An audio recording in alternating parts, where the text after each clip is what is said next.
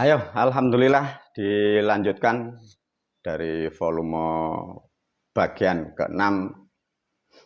Sekarang masuk ke bagian ke-7 dengan judul Peradaban Baru. Para murid dan santri, selalu guru berpesan dan guru pun juga berharap semoga dimanapun selalu berbahagia dan selalu mendapatkan pertolongan dari apa tadi? Dari asuransinya masing-masing. Dan selalu mendapat perlindungan dari ATM-nya, ya, oke? Okay? Guru kalau tidak punya ATM, ya udahlah celaka kalau tidak punya ATM. Kalau punya ATM tidak ada isinya, ya diisi, ya biar dapat pertolongan dan bantuan, oke? Okay? Jangan selalu berharap bantuan dari Tuhan. Bantuan pertama adalah handphone, oke? Okay? Yang kedua adalah ATM dan isinya, itu keren, ya.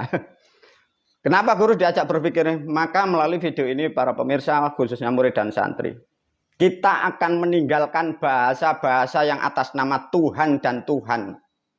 Karena peradaban itu sudah usang. Peradaban itu adalah bualan orang-orang terdahulu. Kita sudah tidak membutuhkan hal-hal itu. Guru memastikan para murid dan santri dan pemirsa. Aku mewakili semesta, aku pastikan peradaban di dunia, khususnya di bumi Pancasila, berubah total dengan perlahan. Guru memastikan. Mengapa guru? Karena ini adalah programnya semesta. Karena dunia sudah tidak ingin dari hal-hal yang palsu. Risikonya kalian yang kemarin tertipu lantas bagaimana? Dan kalian kemarin yang suka penipu bagaimana? Dan bagaimana kalian yang tersesat merasa paling benar? Kalian akan terkikis oleh kebenaran dengan sendirinya. Para murid dan santri coba diajar lagi ya. Kalau toh kita sudah tahu bahwa sejarah seperti itu. Asalnya dari leluhur yang satu bercerai dan berpisah begitu lama gara-gara permainan orang terdahulu, dan yang repot mereka pun juga disebut, mungkin kita menyebut ada leluhur. Tapi karena perilakunya yang salah itulah sehingga kita tidak layak menyebut mereka adalah leluhur. Itu loh. Sudah dipastikan bahwa yang disebut leluhur adalah manusia yang mempunyai kapasitas, mempunyai kebijakan yang bermanfaat sampai sepanjang masa. Itulah yang disebut leluhur. Lantas bagaimana kalau terkupas dengan perlahan seperti ini? Para pemirsa diajarkan sampai di mana ruh dan jiwanya, terutama dari Majapahit aja guru tidak masuk dalam. Tatkala manusia ini dihasilkan dari keluarga, tatkala dari hasil ini terlihatlah asal dan usulnya. Meskipun agama dipermainkan dari orang-orang terdahulu, digubahlah bahasa-bahasa itu demi keuntungan dan kepentingan menipu orang lain, membodohi orang lain. Tapi bahasa dan budaya itulah sebagai patokan bahwa kita sebenarnya adalah saudara. Dari mana guru asalnya? Satu contoh. Mungkin pemirsa tidak begitu detail ya. Lihatlah kita semua. Kira-kira kita sebelum terlahir, ya, sebelum orang tua kita menikah, kira-kira ada acara apa ya? Ada budaya apa? Ada tradisi apa? Diajak menganalisa dulu. Bisa menemukan belum? Kita sebelum ya terlahir ada orang tua, bapak dan ibu sebelum malam pertama, sebelum melakukan hubungan biologis, ada namanya temu manten. Ya. Tatkala ada temu manten para pemirsa, sampai sekarang masih ada, tapi sudah tidak banyak. Kalau di Jawa, nama ilmunya ilmu pitian. Ya, masih ingat mungkin para pemirsa yang anak-anak sekarang tidak paham karena sudah tidak ada. Orang tua kita, orang tua Anda sebelum mencipta Anda, sebelum memproduksi Anda, ya. Orang tua kita ini ada namanya budaya itu ilmunya ilmu pitian. Kita menyebutnya namanya jagoan. Ibaratnya manten pria mau mengambil atau datang ke rumah dalam acara pernikahan seorang istri, perwakilan dari kemanten pria itu diwakili dari sosok orang yang mempunyai ilmu, orang yang mempunyai kemampuan, orang yang mempunyai kapasitas. Sama pihak wanita diwakili dari seorang yang berilmu dan mempunyai kredibilitas. Di antara kedua ini saling adu argumen untuk mencari siapa yang unggul, siapa yang akurat, siapa yang baik, siapa yang benar untuk menyatukan suatu tujuan. Padahal kemanten ini belum melakukan biologis. Ada namanya budaya atau tradisi, namanya ilmu pitian, acaranya disebut jagoan. Tatkala ilmu ini sudah mengembang begitu lama, bahasanya berubah, kemampuan ilmu dunungnya berubah, maka sekarang di pulau-pulau yang lain, mungkin di Sumatera, Kalimantan, Sulawesi, dan yang lainnya, mungkin para pemirsa menyebutnya namanya buka palang pintu. Maka tatkala lihatlah, sebelum adanya laki dan perempuan ditemukan di kursi pelaminan, itu ada buka palang pintu. Sekarang Anda nyebut di situ adu apa? Adu kecerdasan. Buka palang pintu. Benar enggak para pemirsa? Ingat enggak? Terjadi enggak? Saling pantun, saling melontarkan kecerdasan.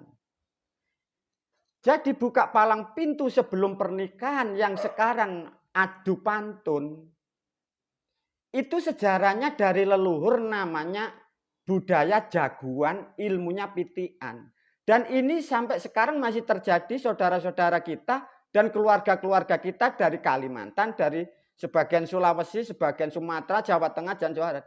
Bila ditarik hakikat sejarahnya, kita adalah satu kesatuan yang terpisah gara-gara agama itu. Kita belum dicetak orang tua. Kita dari sumber budaya yang sama, karena kemampuan bahasa di luar sana tidak sama dengan Jawa Timur, sehingga dari ilmu dunung, ilmu jagoan, berubah jadi pantun itu. Nah, dari itu apa intinya? Maka pada hakikatnya kita sebenarnya tunggal. Kita porak-poranda dari orang-orang terdahulu dari leluhur kita yang tidak mempunyai kapasitas, orang-orang yang membuat peraturan yang salah dan kaprah. Itulah para murid dan santri. Sebenarnya kita tunggal, tapi kita hancur, kita rusak. Yang repot, kerusakan itu masuk di sistem namanya agama. Dan manusia tidak paham, kalian meyakini, mengimani, dan kalian dipaksakan untuk mempercayai bahwa itu suara Tuhan. Nah, itu yang repot. Coba para murid dan santri, satu contoh untuk membuka sejarah. Jangan berpatokan pada angka ya. Saya pahamkan, saya terangkan. Siapapun manusia meskipun seorang pemimpin, bila merubah suatu angka atau angka tahun, 1 menit, 2 menit selesai. Karena hanya merubah angka. Satu contoh, Majapahit berdiri tahun berapa? Dirubah 1 menit disampaikan. Kalau ini yang menyampaikan raja atau presiden atau negara semua mengikuti. Tapi kalau merubah suatu bahasa atau tradisi, tak akan pernah bisa. Itu membutuhkan ribuan tahun. Satu contoh bahasa. Para murid dan santri di dalam kitab agama Islam, lihat aja sebelum kita melakukan sholat. Ada kata mustaqbilal kiblati. Para pemirsa tidak paham karena tidak pernah menggali sejarah bahasa. Bahwa kiblat itu adalah bahasa Jawa. Orang terdahulu bahasa kita ini sangat banyak. Ada yang disebut kiblat. Ada yang disebut arah. Ada yang disebut alam. Ada yang disebut tujuan. Karena banyaknya bahasa ini kita tidak kontrol, kita tidak terdidik. Sehingga tatkala ditulis dengan bahasa Arab, kok kira itu dari langit. Kalau tidak percaya, ada bahasa kemarin sempat disinggung oleh guru.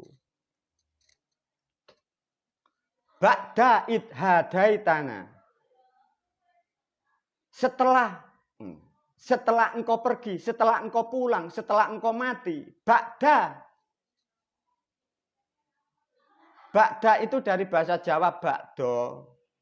Bakdo itu maknanya setelah. Bakdo maghrib diaturi kenduren. Setelah maghrib kenduri. Karena konsonan O dirubah jadi ba'da, kok kira itu orang Arab yang pandai. Kok kira suara Tuhan dari atas Mekah sana. Tertipulah kalian semua. Semua di situ, semua asalnya bahasa kita. Tapi bahasa dasar itu mengembang. Mengembang seberapapun bahasa itu pasti ada namanya suku kata. Suku kata itulah standar bagi untuk menggali suatu bahasa. Masih banyak yang kalian harus tahu para murid dan santri. Maka guru memastikan bahwa agama Islam pertama disusun dari tatkala Mojopahit rusak. Dan agama disusun dari orang-orang pendosa untuk meraih keuntungan. Sampai sekarang dipermainkan dari orang-orang di luar demi keuntungan menguasai terutama bumi di negara kesatuan Republik Indonesia.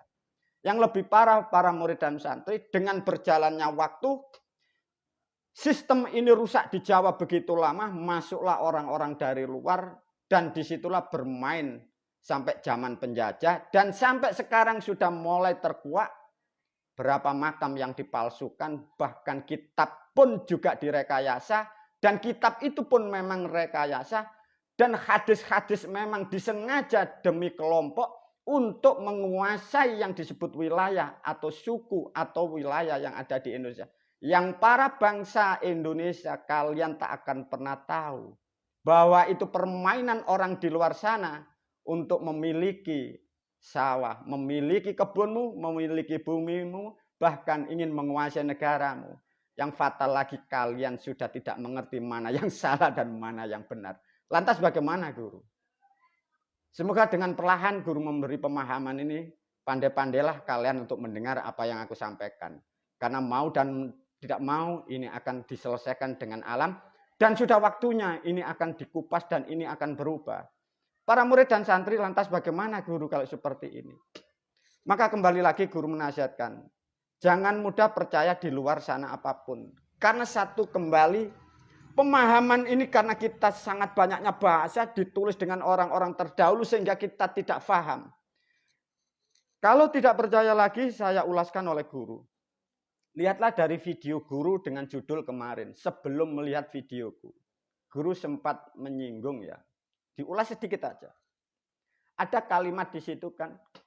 Fal yang duril insanu mimma khuliq ya. Itu kan ditafsiri, diterangkan sulbi wa taroib. Sedikit aja guru menerangkan. Ada yang menerangkan bahwa manusia itu ya dibuat, diciptakan, ada yang dari tulang rusuk, ada yang bilang di antara tulang rusuk. Tapi secara manusia, para murid dan santri, yang dimaksud tulang rusuk itu maksudnya gini. Manusia diproduksi, ini rusuk, ya. Anggap saja rusuk wanita, ini rusuk pria. Nah, kalau ditulis fal yang duril insanu mimma khuliq khuliqa mimma intafik yakhruju min baini sulbi wat taroib. Kalian berhayal kok kira itu suara Tuhan di bawah malaikat, di bawah orang Arab. Padahal itu menerangkan suatu peristiwa ketemunya tubuh seorang pria dan seorang wanita. Tapi kalian meyakini dan kalian dipaksakan bahwa kalimat itu wahyu atau petunjuk. Anda tidak pernah berpikir para pemirsa. Kira-kira tanpa fal yang duril insanu mimma khuliqa mimma indafik. Peristiwa itu terjadi atau tidak? Kan sudah terjadi. Meskipun tidak ada Quran, peristiwa itu terjadi. Dan semua manusia tahu. Lantas kalian tidak paham. Artinya yang disebut petunjuk itu apa? Tanpa diberi kitab Quran, tanpa dibuat seperti itu, semua manusia tahu. Dan semua manusia banyak yang mengalami yang sudah dewasa. Tapi kebodohan otak manusia karena sudah terdogma. Meyakini sesuatu.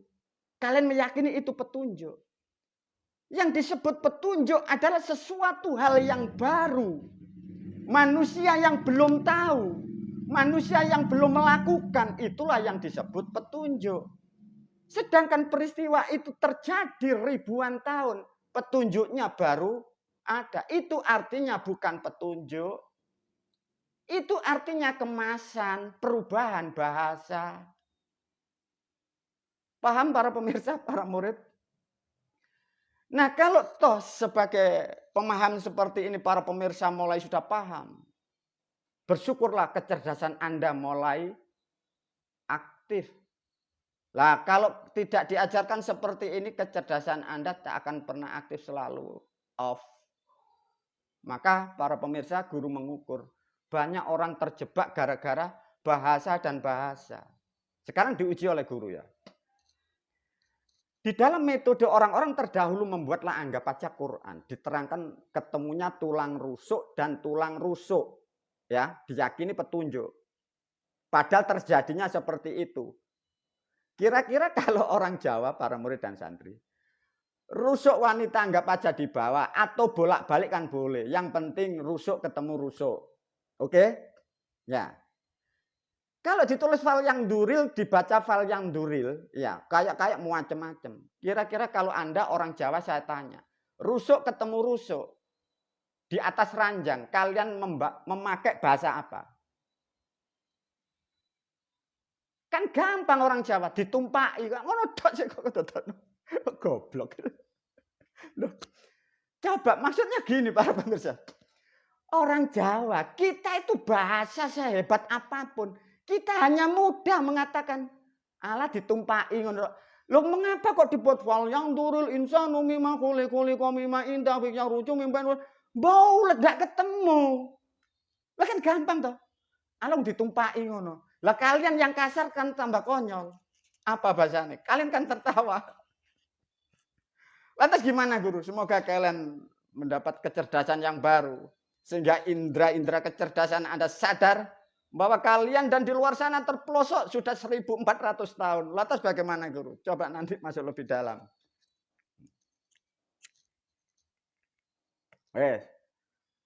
Ditumpai. Nah, kalau hanya satu kalimat itu maknanya seperti itu, peristiwanya seperti itu, dan itu bukan petunjuk faktanya. Lantas kalian diberi opsi, siapa yang membaca dapat pahala. Kira-kira gimana? Pembodohan atau pengertian? Terus masih diajarkan kalian lagi, disuruh membaca untuk dikhatamkan. Kalau ada acara semoga dapat berkahnya. Nah, lah hal-hal seperti inilah para murid dan santri, uang, waktu, tenaga kalian curahkan ke hal-hal seperti itu. Maka ekonomimu rusak, negaramu rusak, miskin bersama, sudah keren. Diuji lagi oleh guru. Anggap saja manusia membuat kalimat leluhur kita. Fal yang tulang rusuk ketemu rusuk akan jadi manusia. Clear? Tapi yang membuat Quran tidak paham. Bagaimana kalau yang menciptakan, yang membuat Quran dengan atas nama ketemunya tulang rusuk dan tulang rusuk. Bagaimana kalau yang diantara salah satu yang wanita itu nungging? Ketemu tulang rusuk dan rusuknya atau tidak? Kan enggak. Nyatanya kan jadi manusia. Artinya apa? Manusia selama ini meyakini sesuatu kehebatan yang ditulis orang terdahulu. Fal yang duril insanu mimma khuliq. Terbantahkan oleh kebenaran. Lantas bagaimana guru? Alamat ditumpai ya. Wabillahi taufiq wal hidayah wa ridha wal inayah. Assalamualaikum warahmatullahi wabarakatuh.